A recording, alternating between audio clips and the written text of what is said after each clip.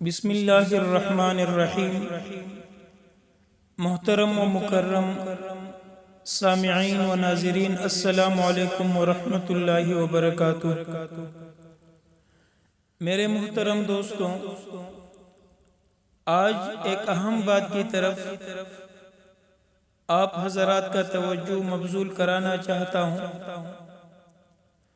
اور امید ہے کہ آپ بات کو پوری اور توجہ سے سنیں گے۔ آج کل سوشل میڈیا پر کثرت کے ساتھ جمعہ مبارک کی پوسٹیں کی جاتی ہیں۔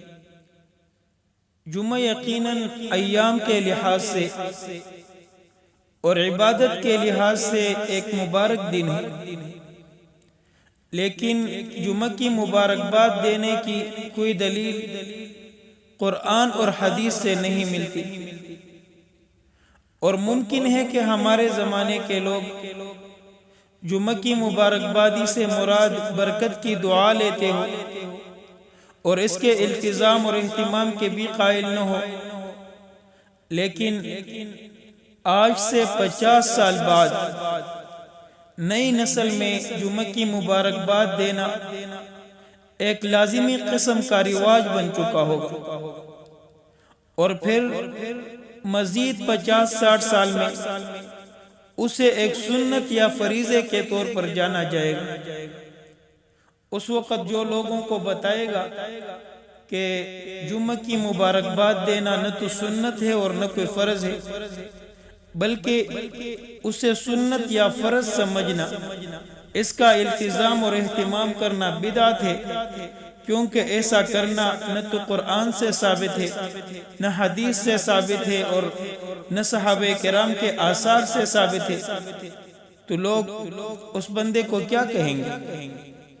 لوگ کہیں گے کہ تم تو عجیب باتیں کر رہے ہو، ہم نے تو اپنے باپ دادے کو ایسا ہی کرتے دیکھا ہے، ان کے علماء بھی ان کو منع نہیں کرتے تھے، یہ تم نے کوئی نئی بات کہنی شروع کر دی۔ تو وہ شخص اس دور کا وہابی کہلائے گا، اور وہ بزرگوں کا گستاخ ٹھہرے گا، حالانکہ وہ حق پر ہوگا۔ تو اسی لیے میرے دوستوں، مسلمانوں پر لازم ہے کہ وہ ایسے بدعات اور خود ساختہ خرافات کی حوصلہ شکنی کرے، اپنے آپ کو اور آئندہ نسلوں کو بدعات، خرافات اور موضوعات سے بچائے۔ اگر جمعہ کی مبارکباد دینا مستحسن اور بہتر کام ہوتا تو رسول اللہ صلی اللہ علیہ وسلم ضرور بے ضرور اس کا حکم دیتے، اور صحابہ کرام اسے ضرور اپناتے، کیونکہ وہ دین کی سمجھ اور نیک عمل کی محبت میں ہم سے ہزاروں درجے آگے تھے، لیکن انہوں نے ایسا نہیں کیا۔ تو اس کا مطلب اس چیز کا کہیں سے کوئی ثبوت نہیں ہے، اسی لیے جمعہ کی مبارکباد دینا کا سلسلہ اب سے بند ہو جانا چاہیے۔ السلام علیکم ورحمۃ اللہ وبرکاتہ۔